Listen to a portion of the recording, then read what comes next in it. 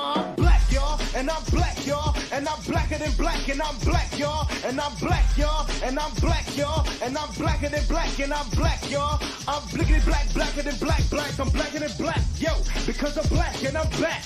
Yo, I'm black and I'm black, y'all, and I'm blacker than black, and I'm black, y'all, and I'm black, y'all, and I'm black, y'all.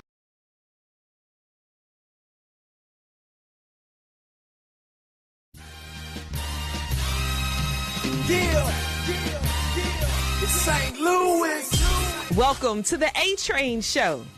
And now here's your host, the A-Train, Arlington Lane. Yeah, true chatter. Yeah, I think it's time for more true chatter. Born every day 100 new fake rappers. We got too many powers, too many actors.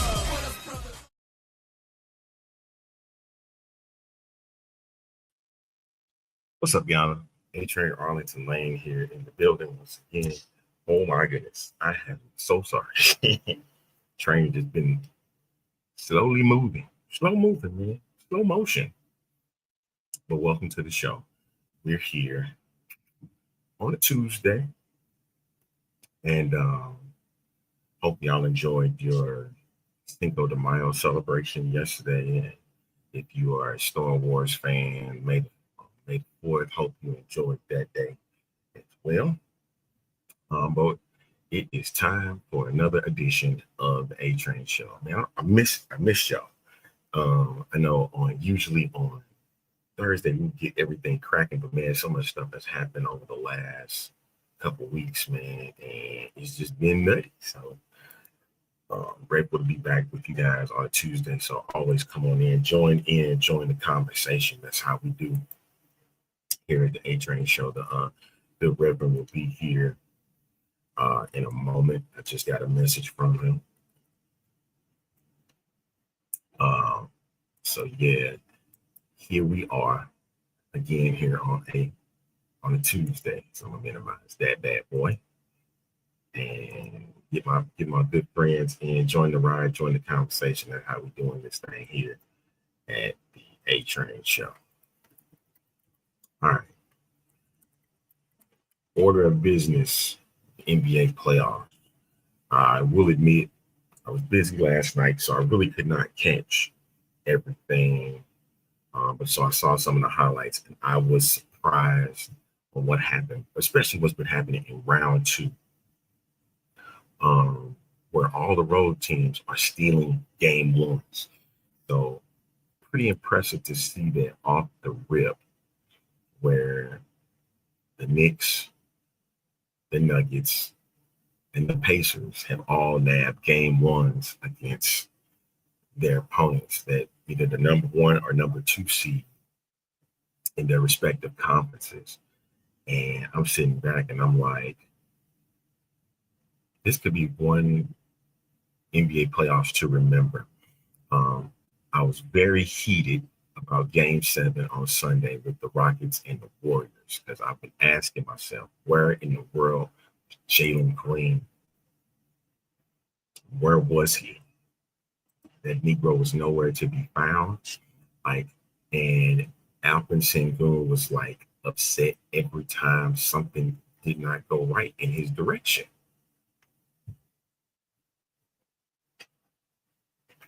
And I'm sitting back and I'm like, just keep playing, bro. Just keep playing. But it seemed like they never got going. They never were able to get beyond what happened in the first quarter. And so it became difficult. It got a lot more difficult for them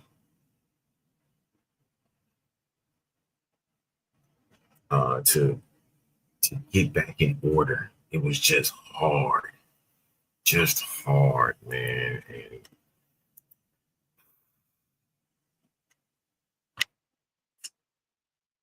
Rockets, man. Hey, here I am. I'm starting to believe more in what Ime Udoka is doing with this organization, is doing with this roster, and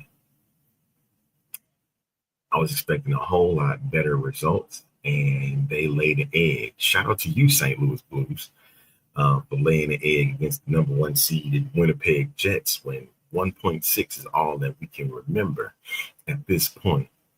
1.6 could have made one of the biggest upsets in NHL history. You laid an egg. It wasn't meant for you to win.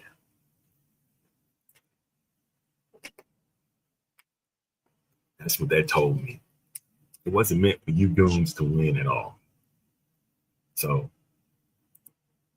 it is what it is at this point. It is what it is. So yeah.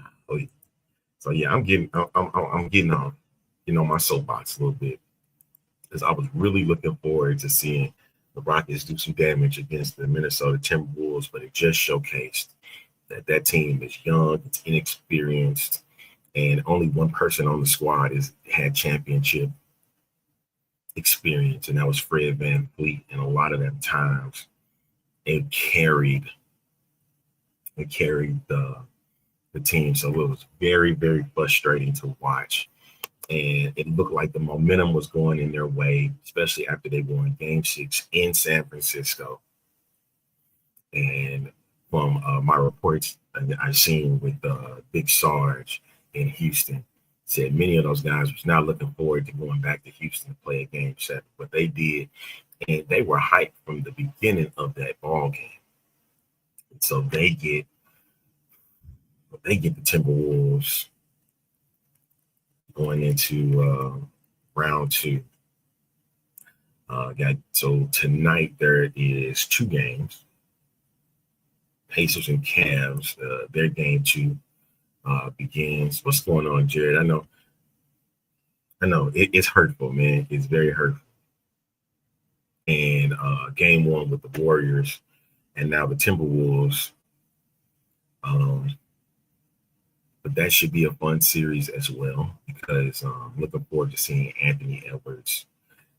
He's going to want everybody to knock off. He got his revenge on Luka Doncic.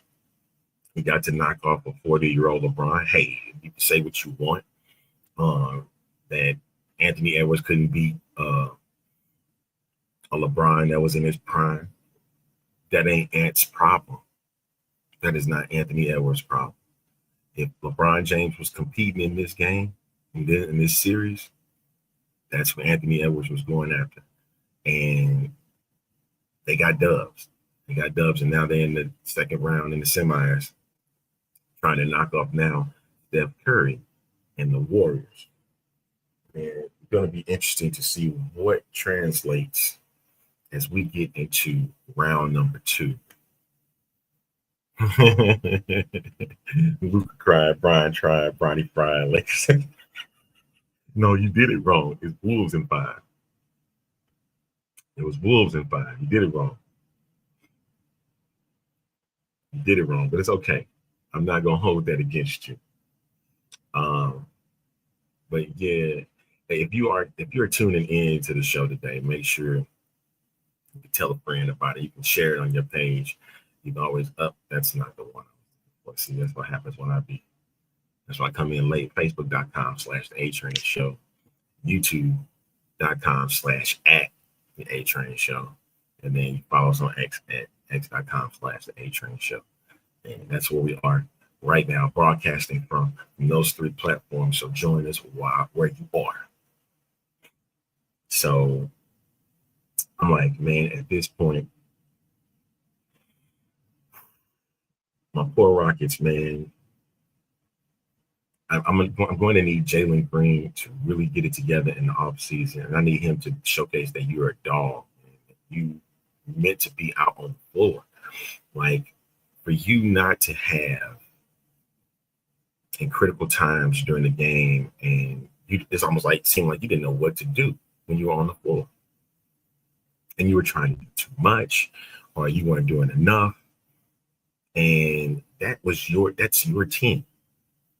Whether you want to believe it, whether fans want to believe it or not, that is Jalen Green's team. You led the team in scoring. So they were looking for your scoring output in the most critical moments in the game. I understand Fred VanVleet has been that guy. And a lot of the times he carried them through that series because of his championship experience. he was able to carry, but that's not his job. He's supposed to have some help, and Jalen Green did not help him throughout that series. I think there had to be at least 3 or 4 games where he was scoring below, maybe 5, scoring below his output throughout the season. He had that big 38-point game, and I'm thinking that was going to pretty much carry him and to being this superstar player that we're starting to see him as, and he never showed up. Speaking of which, mention about the Nuggets and the Thunder. That ain't even supposed to be the Denver Nuggets spot. That was supposed to be the Clippers. But guess who didn't show up? Once again, it's James Harden. When are we going to start saying that James Harden is the problem? No matter where he goes. And when that guy that worked for, at the time, it was Bally Sports Network, had gave the hard truth about James Harden, like, come on. When are we going to have that conversation that James Harden is a problem when it comes to the playoffs? Because this guy's not it. Biggest game of the season, didn't even show up. It's like he's not wanting to play for titles. You had 7 points in game 7. 7. Now, granted, here's my thing with that series, that series clinching game for Denver. You were distributing the ball in the first half. That's cool. But when the game is on the line, I need you to be the guy out there to take those shots. And he wouldn't do it. And I just want to know, like, what was the mindset in going into that game 7? Like, I understand Kawhi is the person with the titles, but he needed help, and he never got it. That's what I'm like, it just interests me how that Kawhi is going to take all the heat, but it should be when James Harden is the guy that's been the biggest problem when it comes to the playoffs. I think that was what that last year he had with the Sixers. He had that elimination game, and he had 38 points, I think it was. But when it came to the end of the series, he was nowhere to be found. He was like, I'm taking the night off. I'm going to give everybody else the ball, and hopefully they get it done. And that way I can get the heat taken off of me. No, bro, this is your game. We was expecting you to go out there and make it happen. You should have been Mr. Make It Happen. But clips gonna clip. Clips gonna clip all the time, man. It'll never end for the Los Angeles Clippers, dude. Like, that's just one of those teams you would hope that they would get over the hump one day and to make it to the NBA Finals at some point in their story franchise. But it's just like constant roadblocking. Like, they'll never see it ever, and that's just sad. That's just sad to even watch, man. It just mind-boggling to me, man. I would hope that it would be something different at some point during the campaign. I'll step aside for just a moment. Be right back with more of the show right after this.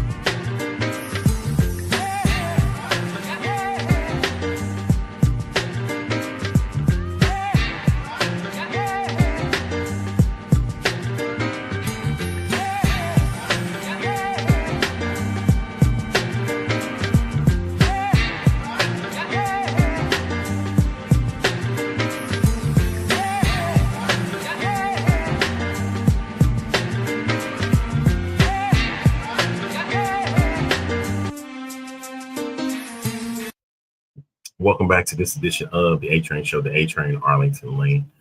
Back at it. We're talking about the NBA playoffs and to get this raw edition of the NBA playoffs. It's just a tie-in towards Monday Night Raw, but we're going to get into that in just a little bit. I tell you what, I don't do this a lot, but if you want to get in, you want to talk about it with me, I'm going to allow the link to be shown. And you can get in on the link and we can talk about it if you prefer. There's the link here. You want to get in. There it is. Don't come in looking crazy, man. You come in looking crazy, I'm going to blast you.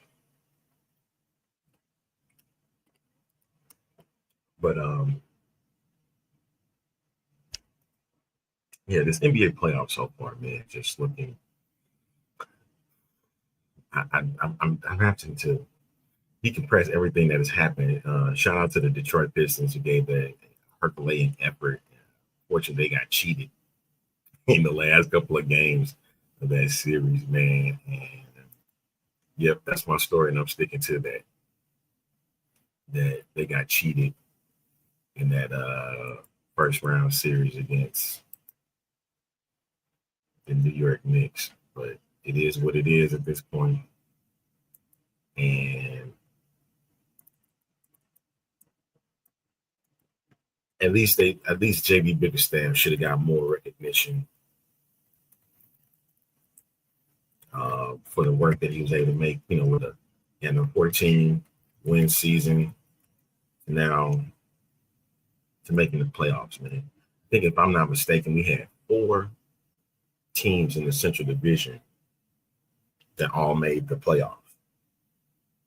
So that's pretty good for the Central. And I'm not counting the Chicago Bulls making the play-in tournament because you got to get in the play-in to make the playoffs. So, yeah, you didn't make the playoffs. You just were a play-in team. And you just keep thinking, especially with Chicago, that they just a few games from getting to the playoffs, man. I don't think that bar is going to be any higher than play-in at this point. Shock me if you will, but that's the bar I see with them at this rate in their storied franchise, because Jerry Reinsdorf won't spend any money. That's real. That is real. I don't care how you want to slice it. The man don't spend money for their organization. He don't spend money for the Chicago White Sox. And now look what they got him doing now. They got him wearing the City Connect when it has some kind of Chicago Bulls thing to it. Like, what kind of sense does that make? It don't make sense at all. You get what I'm saying? Like, there's no point. No point of it. And they're not doing anything to better the situation for them in Chicago. And that's crazy because Chicago is a great sports city, especially with all the teams that they have. And if we're going to go all the way back to 1998, I think the Blackhawks and the Cubs are the only champions out of that group since the Bulls won their last title. That's it. Since the Bulls won in 98, the Cubs and Blackhawks have all won titles. I think the Blackhawks may have won a few of them. And the Cubs has won. No, I take that back. The White Sox did win one in 05. But nothing since then. But that's like a 30-year gap we're talking about. 30-year gap. And we're not getting this. We're not getting the same flavor, same effect. I mean, you can say the same about St. Louis. St. Louis has, 3 championships since 1998 in that same retrospect. But they don't even have a football team. Well, they had the Rams in 2000. They won the Super Bowl. So that's something they can boast as well. But my point is that a major sports city like Chicago, you would expect for them to do greater than where they are right now. But as we get here in this playoff edition, Nuggets get another win. I don't know what it is about Aaron Gordon. Aaron Gordon has been a clutch guy. Late in the game, he has been the person to make the call, answer the call, to hit big shots. Tip dunk he had against the Clippers that won Game 4. He had a big three to knock off the Thunder thanks to Chet Holmgren's 2 missed free throws. And I know that's going to have him lose a little bit of sleep. Probably have lose a little bit of sleep because he missed them in such a clutch moment. And you got to understand this Thunder team, they're expecting better than they were the year before. And in that moment,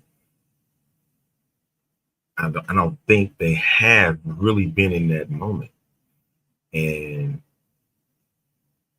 it showcased the inexperience. Because they were a playoff team last year.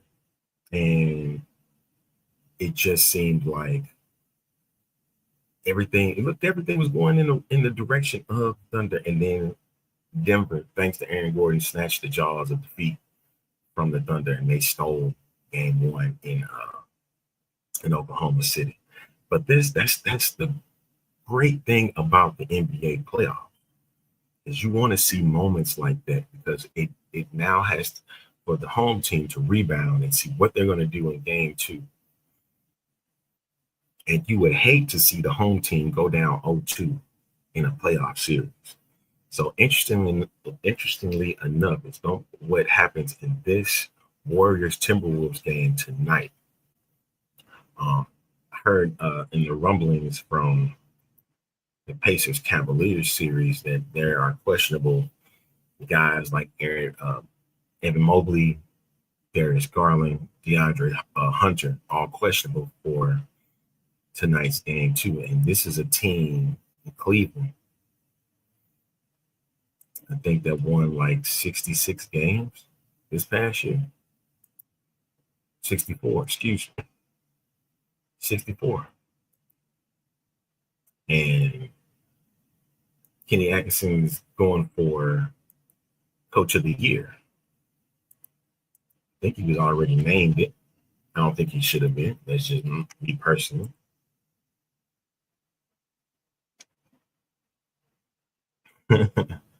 Because what JB Bickerstaff was able to do in Detroit is still profound. And Atkinson won the award. The Bucks had 44 games, and they tripled their win total from the previous year. That I've had a problem with coaches that have already been in the playoffs and their team does a lot better than they did the previous year, but you have a coach, and it don't matter what sport it is, that didn't even get playoff recognition or even sniff playoff recognition. And then they take a team to the playoffs and supersede what they were able to do by a massive amount. Case in point, D'Amico Ryans in Houston had took a 3-win team, won the division, had a 10-win season, and got a playoff win, where the Cleveland Browns, we had 4 quarterbacks. Stefanski gets Coach of the Year over D'Amico Ryans. Oh, I'm going to be hot and bothered about that for a long, long time. I don't care. But that's how JB Bickerstaff should have gotten an award with this group. Get it? I understand they didn't win a division like Cleveland did, but Cleveland had already been considered one of the top teams in the Eastern Conference. Already considered. And you're going to tell me that JB Bickerstaff, the work that he was able to put in with this young team, get them into the playoffs, was unrecognized? I believe underdogs should win Coach of the Year. Not an underdog should win Coach of the Year. Look, what's my man name in Oklahoma City? I think he won it last year. Nobody expected that, but here they were.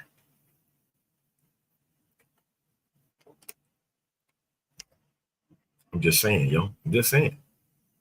That is what I look for in a Coach of the Year candidate. He deserved that more than anything. And he didn't get it.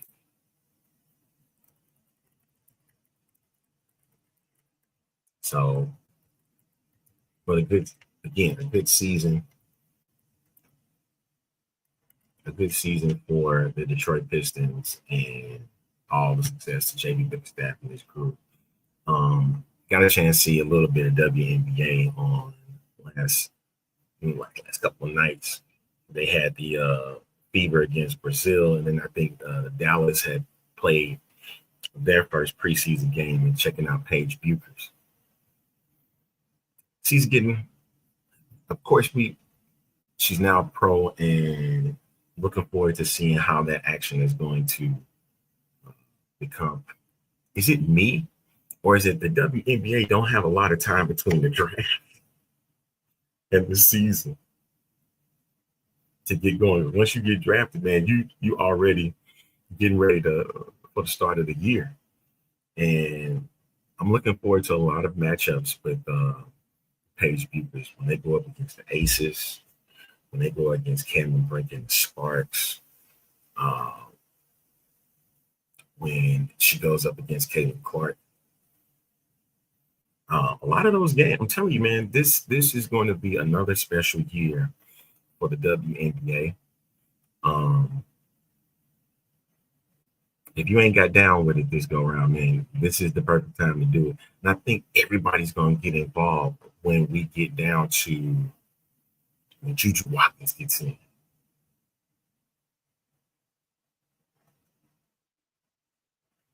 I appreciate that. James. I can't get the comment on it, but I do appreciate the love. I'm about to say, man, if you want to come on, dude, I think I have the link on my page, so you can, if you want to hop in for a second, man, we can get acquainted and we can shoot and talk about the latest that's been going on, what you've been seeing.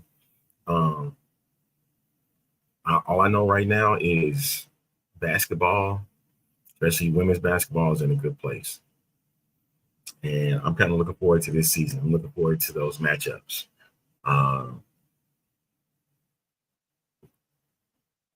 Man, I'm looking forward to it. And they showed Caitlin Clark. She hit like a 30-footer, man, from deep. And, you know, Ryan Ruocco is the voice of the WNBA. Let me say that again so you can hear me out loud. Ryan Ruocco is the voice of the WNBA right now. Now, I do want a lady to be the voice of the league. But right now, as we're sitting here, May the 6th, 2025, Ryan Ruocco makes WNBA games enjoyable because of his voice, the way that he, especially when he works with Rebecca Lobo, he is that guy. And you need dynamic voices in this league. Don't get me wrong, there are ladies around the board, Ari Ivory, Christina Williams, that cover the game. They cover women's basketball. Miss Tarika, her name is escaping me right now. She's gonna get me later on because I always talk to her. I talk to her at times on social media. She's gonna kill me. She's gonna kill me. I know she is, man. She's gonna straight up kill me. Tarika Foster Brosky. She's another dynamic woman in sports that covering the game. Kelsey Nicole Nelson, Rita Parks, Candy Waller. These are ladies that Ashley Baker, Renee Washington over at Front Office Sports. These are ladies that have covered the WNBA, covered the game, and they do an amazing job with that. And like I said, it's a big season, another big season for them, and I'm ready for them to expand. I know they've been at it for almost, is this year 30? Is this year 30? I can't remember. That's coming up. This season number 30. But again, it's going to be an amazing season. I'm actually participating in a fantasy draft a little later on tonight. So I'm looking forward to that. That should be fun. And then actually get a chance to do some prize picks on these girls, man, because I need y'all to make some money this season. Make me some money. Make me some money. All right. I have talked a lot about basketball. I want to get over into some Monday Night Raw. I got a chance to check a bit of it last night. And I was impressed by the way the show ended. If you caught Monday Night Raw, there was Paul Heyman and Jey Uso together, which led to Paul Heyman goading Jey Uso into having a match for the main event of Monday Night Raw for the World Heavyweight title. And it was good. It was good for that reason. It's needed. Because Jey Uso hasn't had a chance to really compete since having the title. And that's what you're supposed to do. You're supposed to have your main event guys fight for the title. The one match that I'm sitting back and I'm still kind of like, why? Is Pat McAfee and Gunther. I really thought Pat McAfee was done with being in ring, but apparently not. I'm expecting Wade Barrett to be in his place for that match. I would love for Wade Barrett to show up in place and him interfering in that match against Gunther. I want Wade Barrett because the only reason I'm looking at it in that direction is because I think that'll be a way to introduce, to bring Wade Barrett back into the fold of wrestling. I know there's been rumors around that he wants to come back and do in-ring wrestling again. And what better way to come back into the fold than to him interfering in the Gunther and Pat McAfee match, so that way him and Gunther can go at it one good time. Because if you look at it, Gunther is going after broadcasters, and it's almost setting up. That's why I wish a good doctor was in so he could banter about that. But that's my thing is I would suspect that they will go at it at Money in the Bank or even at SummerSlam. And that would be a return match for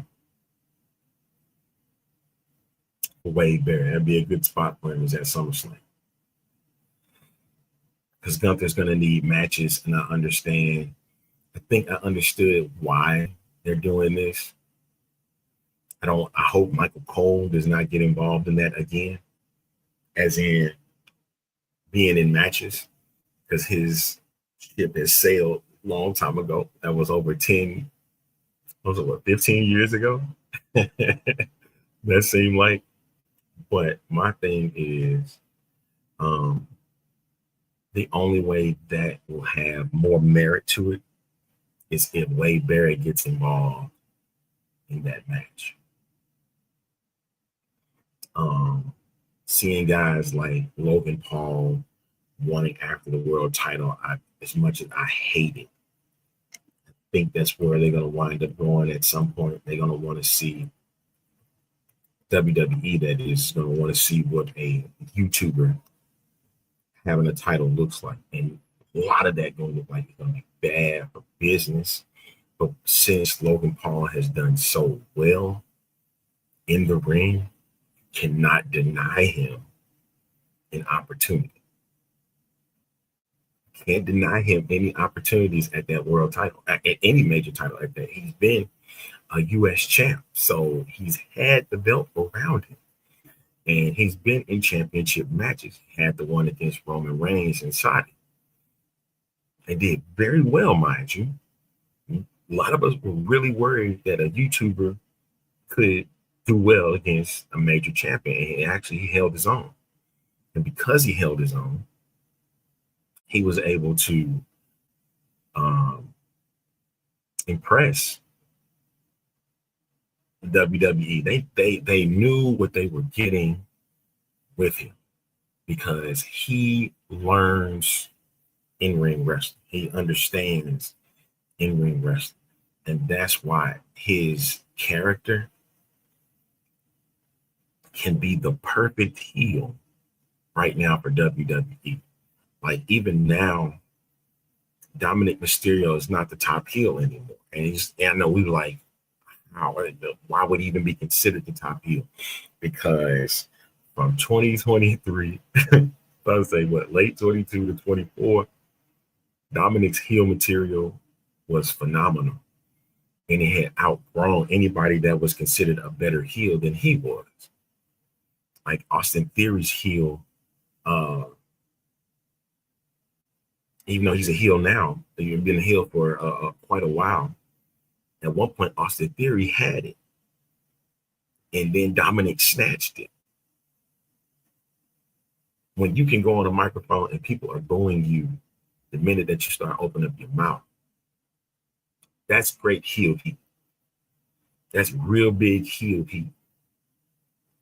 And I don't think he can get that now because he's the Intercontinental Champion. And I'm telling you, people were expecting him. As much as people hated it, they wanted to see what Dom looked like with the strap. And when he won the strap, even I told y'all, man, I told y'all on this show that Dom was going to win the IC title. It just made sense because that's considered best for business. It's best for business. It made sense. I don't see how you go against the grain with that. It was perfect.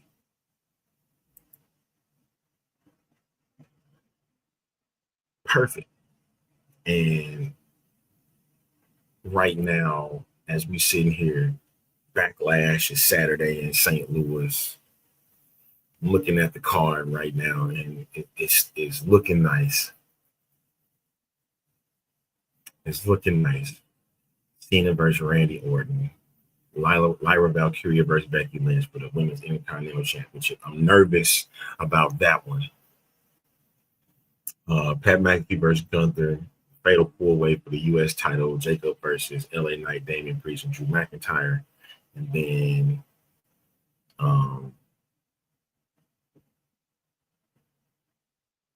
Dominic Mysterio versus Penta for the IC title.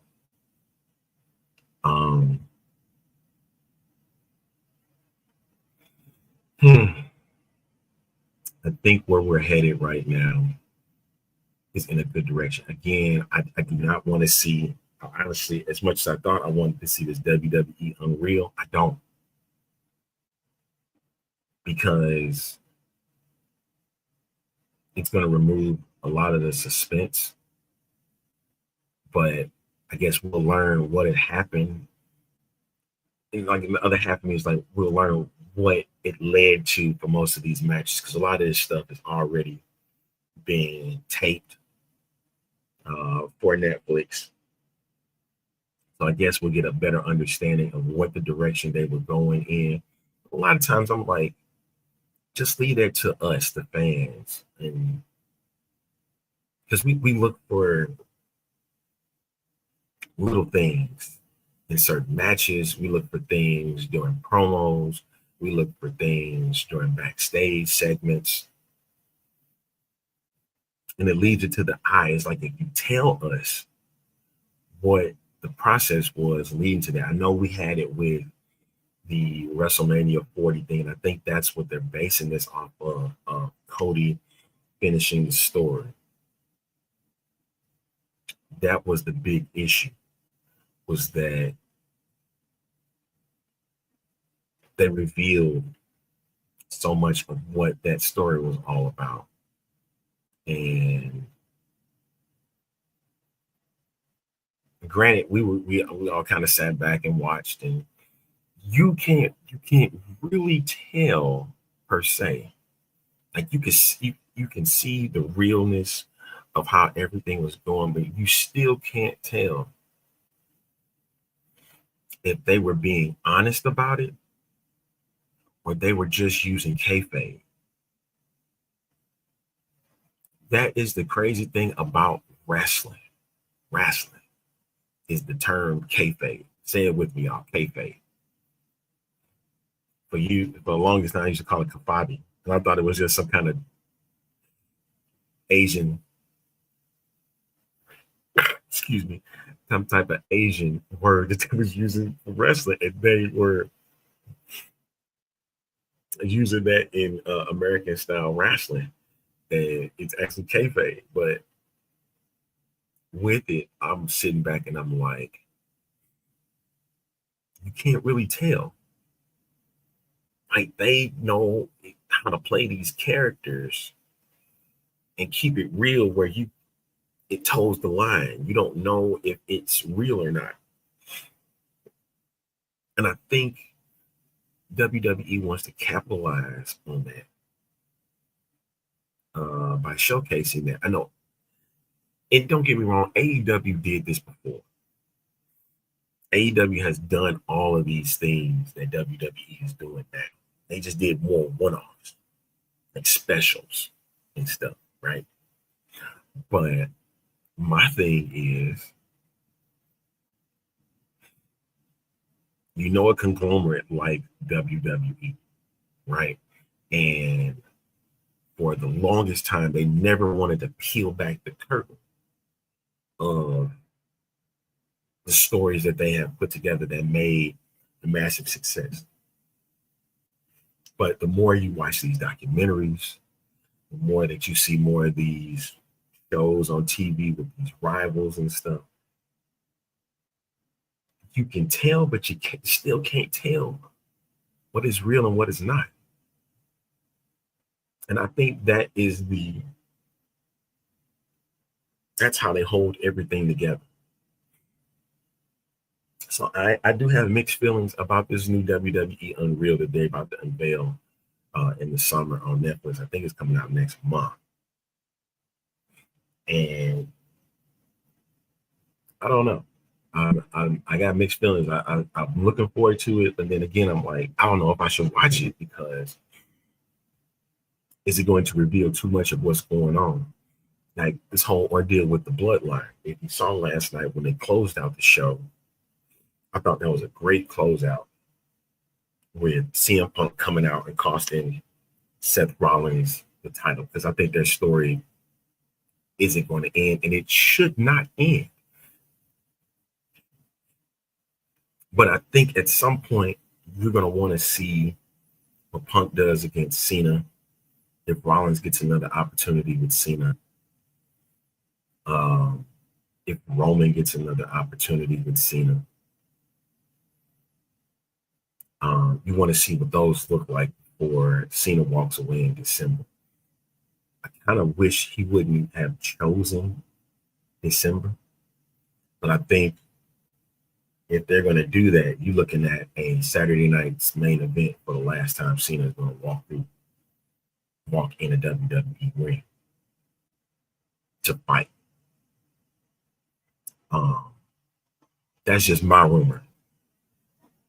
That's just me.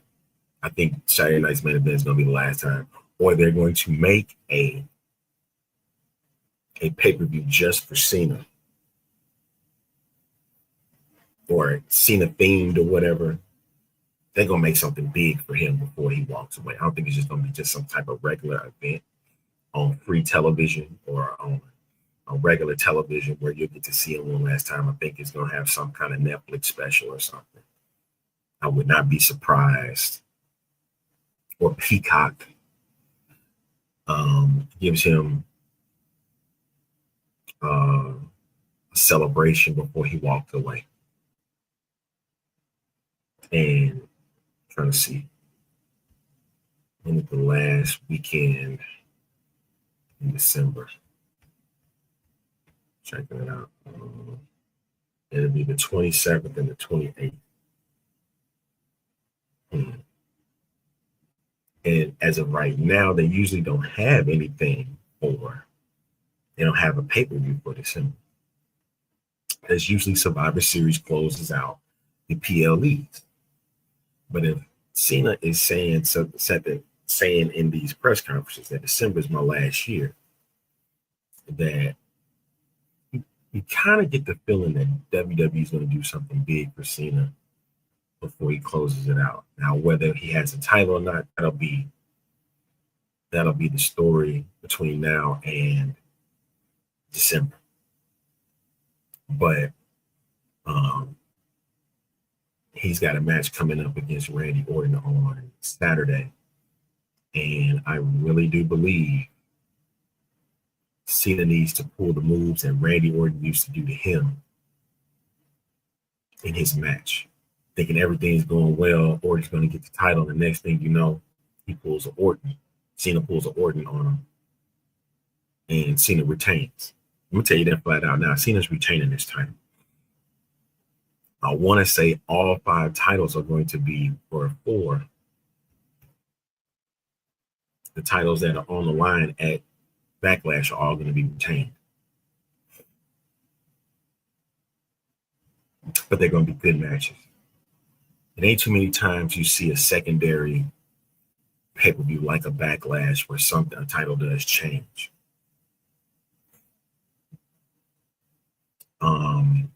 Only time that would happen is something along the way deters where you're going to need another champion. Whether it's going to be a heaven forbid, I'm not trying to put this out there in the atmosphere, but I want you to understand where I'm coming from. Whether it's a drug test, whether it's an injury, whether it is a pregnancy, because you got to think about it, women are fighting for those titles too, right? Any of that nature could deter the retaining of those titles, and then somebody else winds up getting it. They'll flip the script, and then next thing you know, you're sitting there looking like this and wondering what just happened. So yeah, there's that. There is that. And so I am curious to see where this goes at Backlash. What's going on, Alston?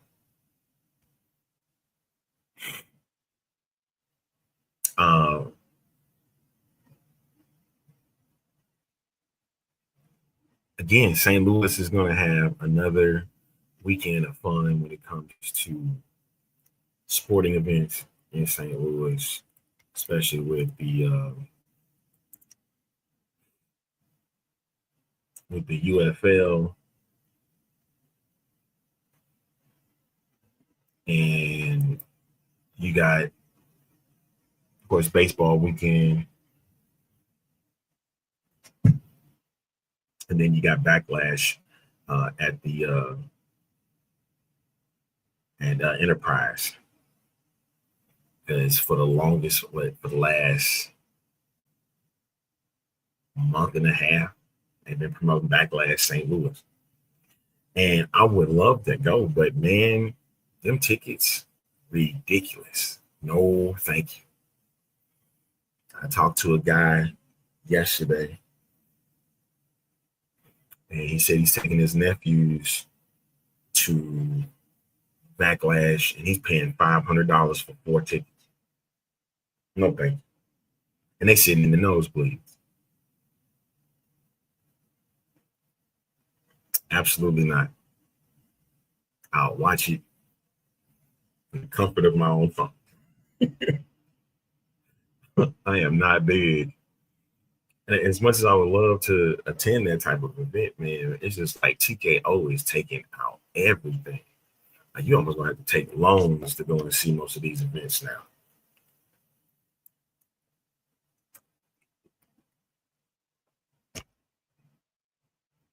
Like, and that ain't worth it. It's not worth it. But I still think Backlash is going to have an amazing event. Can't wait to see it on Peacock, and hopefully we get a chance to touch a bit about it on Thursday. And what we would like to see coming up with WWE. I'm loving the Jade and Naomi situation. Jade and Naomi is great, man. Listen, I hope it can last the rest of the year. Because it's been, if you follow them on social media, man, them two have been amazing. Like, that is a year-long storyline, like on a soap opera. Like, if you seen Beyond the Gates on television now, it's kind of like that. Like, but they're doing the drama on social media. You can't even tell if they're being real or not. If they being honest with one another or whatever. Alex says, I've been following wrestling for a while. That a lot of WWE, especially the women's division, are going to AEW. It appears that AEW owner Tony Khan is really going to AEW's women's division as the focal point. He should have been doing that, though. And with the recent releases, I think we've had conversation. Shout out to my folks in GSPN Wrestling. We've had that conversation about these releases.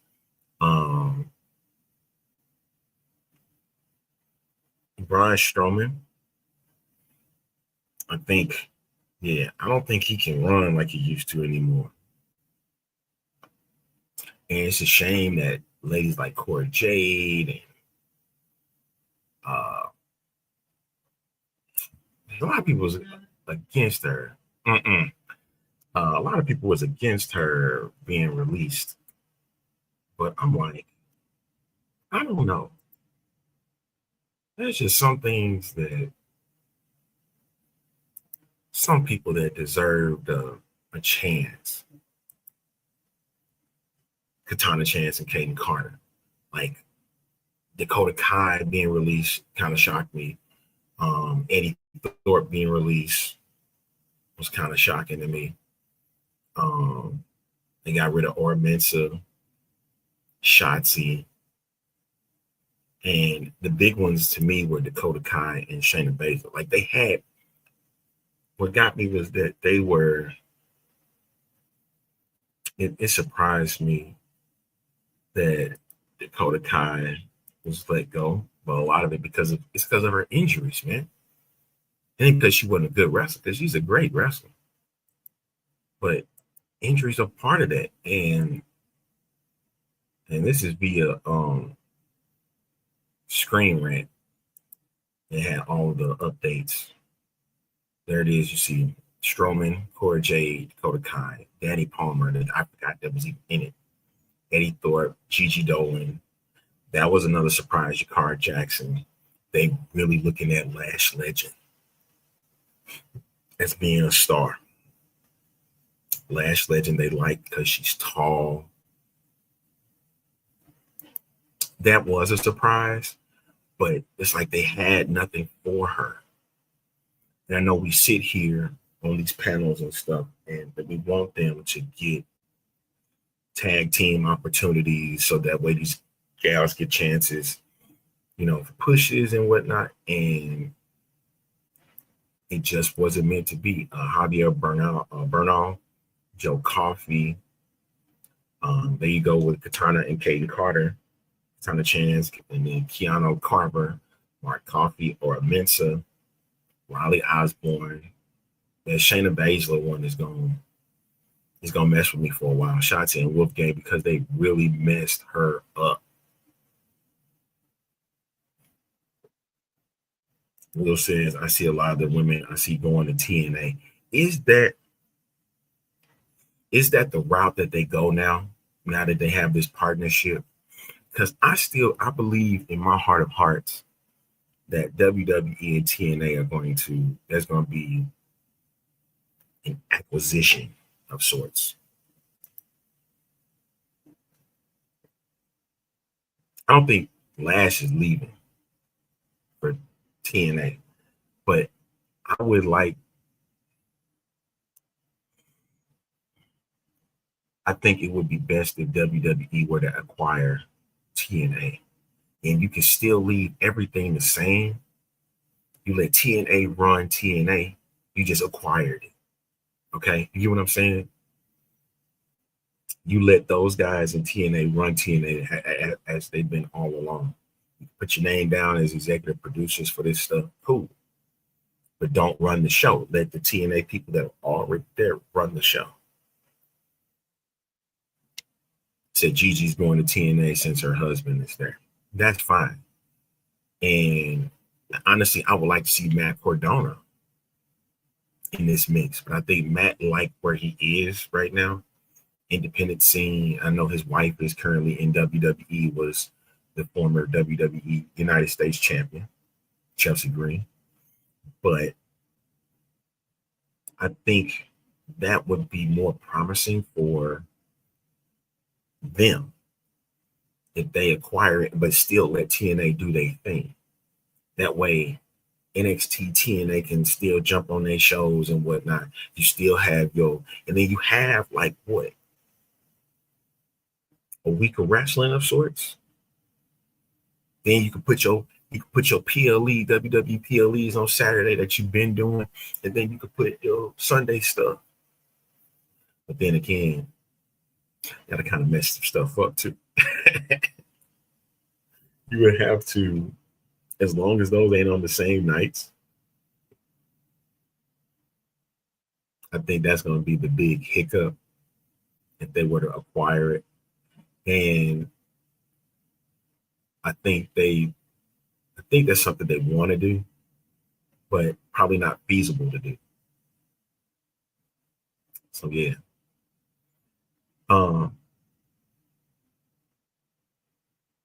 Good times for wrestling, except all of those that have been released. I want to see Shayna Baszler somewhere. She goes to AEW. I think she'll be a champion there. Heard rumors that Ronda Rousey is in talks of coming back. And I'm like, no. No. Like, why? Leave her alone. Leave her alone. So you can see some of the WWE wrestlers split to AEW Ring of Honor. Also NWA would love to have them a part of it. Like Shayna Baszler going to NWA would be good. I want to see her somewhere now that she's gone from WWE. But them going to TNA, okay, I can see that too. Only time will tell. I think Strowman is done with wrestling. Them knees is not giving. Not helping them at all. Will said Chelsea just signed a multi-year extension. I still see Matt coming back to WWE at some point. WWE still needs to bring back the NXT women titles back. Shouldn't probably be at some GCW events. You wonder how Mariah May is going to do in WWE. Was that it for her? Seriously?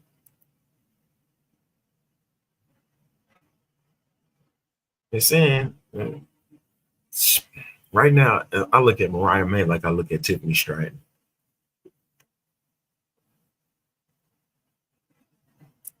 But I could be wrong. But interestingly enough, we'll see how this goes. We'll follow everything going on back behind the scenes in WWE, AEW, and such as the show progresses on. All right, time to wrap this bad boy up. It is really time. About an hour. that you can tune into. It's always a bumpy ride. Sometimes it can be a smooth one. Actually, this was a smooth ride today. I didn't think it was going to be one, but here we are. Thank you, y'all, tuning in to this edition of the A-Train Show, the Raw edition of the NBA playoffs. We try to get back on Thursday. Man, that can be tough. That can be tough. We'll catch you for another show, and playoffs is still going on, and we'll get the good Reverend Doctor's thoughts on it. Look like the thing that he had going on is still going on right now, so we'll catch him on the next show. All right, so thank you for tuning in to this edition, and we'll catch you guys on hopefully Thursday, back at its normal time, 12 noon on X, YouTube, and Facebook. All right, so thank y'all so much. We'll see you then.